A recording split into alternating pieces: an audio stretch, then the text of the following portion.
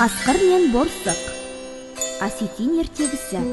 Таң сәріде аш қасқыр жемтік іздеп жортып келе жатса, алдынан бір борсық кезіге кетіпті.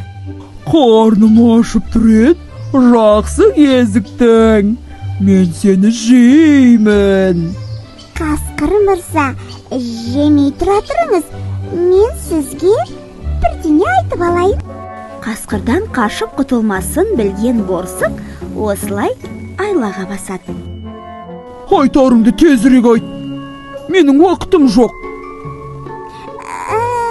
Білем ғой, мырза, ана таудың етегінен бір отар қой көрдім. Айтпағым сол. Қасқыр борсыққа сене қоймайды. Аузын ақситып, борсыққа тап береді. Тапқан екенсің ақымақты. Алдап тұрсың. Дайындал, қазір сені жеймін. Жарайды, жей беріңіз. Бірақ жай ғана жей салмай, атаңыз сияқты жеңізші. Атам сияқты? Ол қалай сонда? Қазір айтамын. Атаңыз мен секілді борсықты ұстап алса, аспанға 3 рет лақтыратын. Сонда етіміз жұмсарып, дәмді болады екен.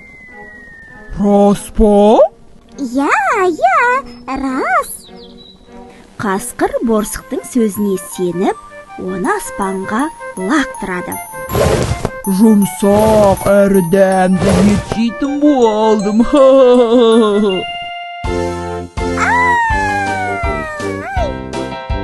Борсық дін аман жерге түседі.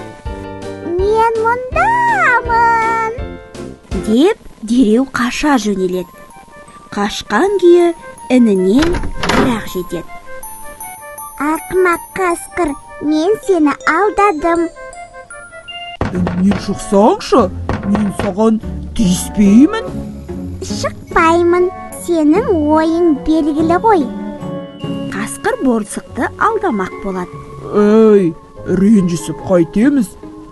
Мен бір қазына тауып алып едім. Жүр, одан да соны бөліп алайық. Сенде арамға сене қоятын ақымағың мен емес. Қазынаны өзіңе қалдырдым. Ой, ойлан.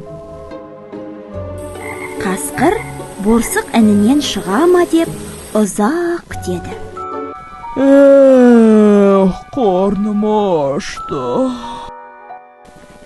Ақыры борсықтың алданбасына көзі жетіп, амалы құрып, жөніне кете барыпты.